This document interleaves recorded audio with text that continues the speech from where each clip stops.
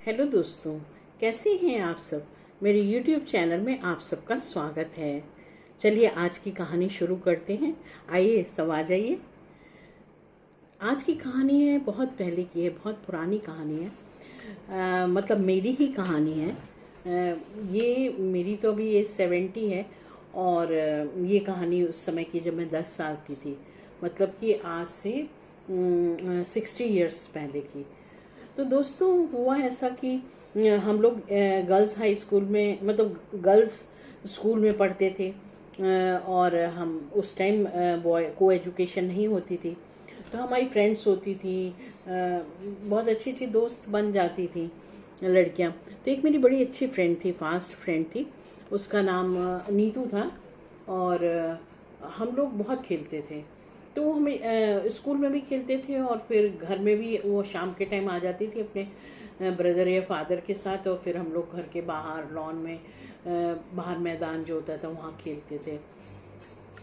तो हुआ ऐसा कि वो मुझे बहुत दिन से, वो हमारे यहाँ तो आती थी लेकिन मैं उसके यहाँ नहीं जा पाती थी।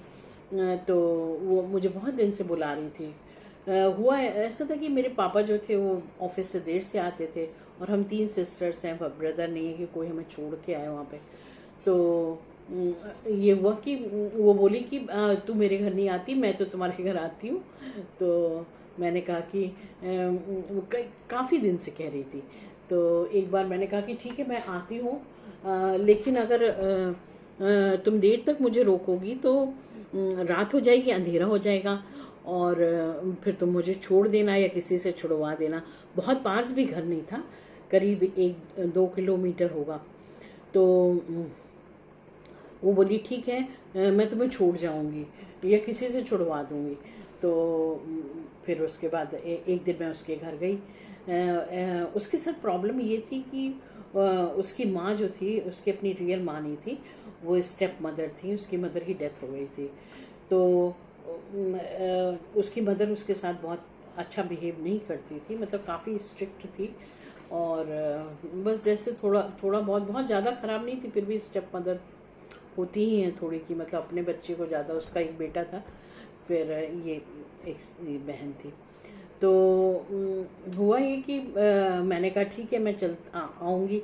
तो शाम के वक्त वो बोली, मैंने कहा कि तुम्हारा घर जो है स्कूल के पास है, तो हम इधर से ही चलते हैं, फिर तुम मुझे छोड़ देना।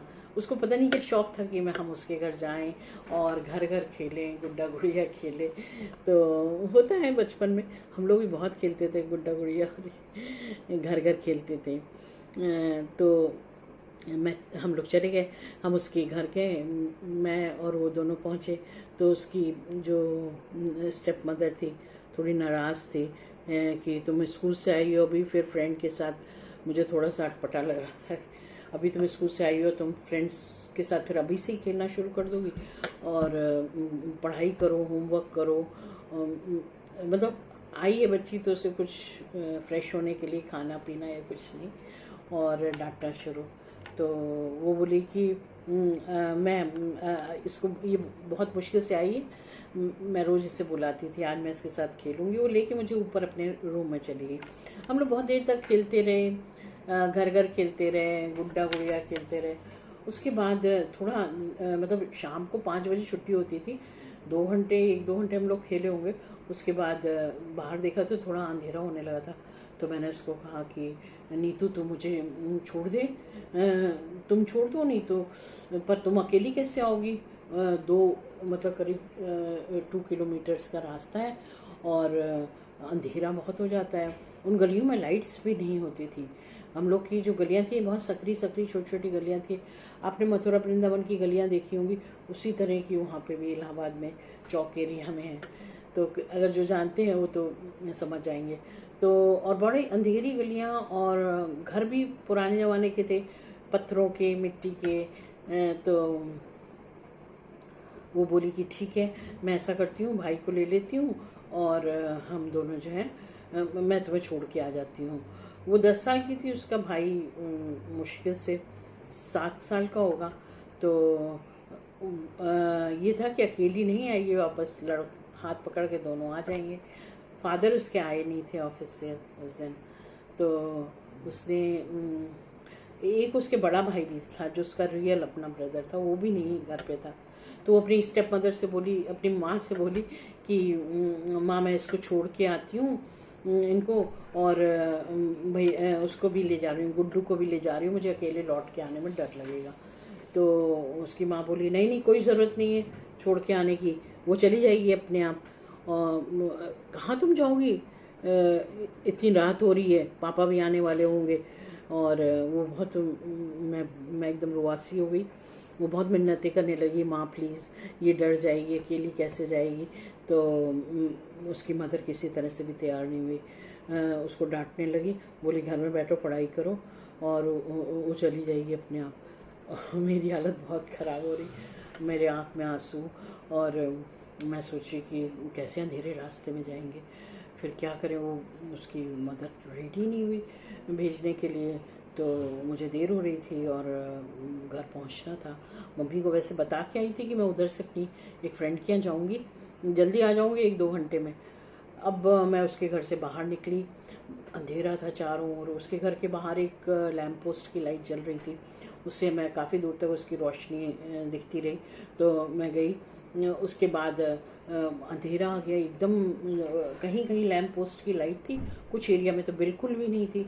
तो जहाँ जहाँ लाइट थी तो मुझे इतना प्रॉब्लम नहीं था, मैं अपना भागती हुई, मतलब सीधे नहीं चल रही थी, डर के मारे अकेले दौड़ते हुए जा रहे थे। अब 10 साल का बच्चा और दौड़ सकता है आराम से, और कोई भी नहीं था, सन्नाटा था। प्रॉब्लम ये थी कि बिल्कुल सन्नाटा था, और गलियाँ ऐसी थी कि बहुत कम लोग दिखते थे, घर बहुत थे। उस टाइम कोई भी नहीं दिख रहा था और अंधेरा था। कुछ ऐसा पोर्शन आधा किलोमीटर करीब ऐसा था कि जिसमें बहुत ही ज़्यादा सन्नाटा था, और घर ऊंचे ऊंचे चबूतरे के उधर बने थे, और पतली सी सकरी गली थी, और उसमें बिल्कुल अंधेरा, कोई लाइट नहीं। और मैं भागती जा रही थी। वो घर देख के मुझे लग रहा था कि सारे चारों ओर से भूत आ रहे हैं, मुझे कोई पकड़ लेगा, ये वो। बहुत ज़्यादा डरे हुए थे, मतलब एक छोटा बच्चा 10 साल का रोता हुआ, मतलब मेरी आंख में आंसू, रो भी रही, बीच में भाग रही, और किसी तरह से बस बहुत बुरे हालत में मैं घर पहुंची। तो मम्मी बैग भी मेरा लटकाए हुए थी, तो माँ ने कहा कि क्या हो गया तुम ऐसे बदहवास इतनी बुरी हालत में क्यों आई, उसने कुछ किसी से छुड़वा नहीं दिया तुम्हें, 2 किलोमीटर तू भागती हुई आई, और क्या रो क्यों रही हो। तो मैं जाके मम्मी के पास लिपट के रोने लगी कि मम्मी उसने मुझे अकेले भेज दिया, और रास्ते में बहुत अंधेरा था, चारों ओर से मुझे डर लग रहा था कि जैसे भूत आ रहे हैं। और तो मम्मी बहुत, उन्होंने मुझे सीने से लगा लिया, चिपका लिया, बोली कि तुम्हें नहीं जाना चाहिए, इतनी रात कर देती हो, दिन में ही आ जाती। तो मैंने कहा उसने कहा था कि हम छोड़ देंगे, नहीं तो छुड़वा देंगे ब्रदर वगैरह से, पर उसने नहीं छुड़वाया माँ। तो मैं तो डर के मारे मेरी हालत ख़राब हो गई।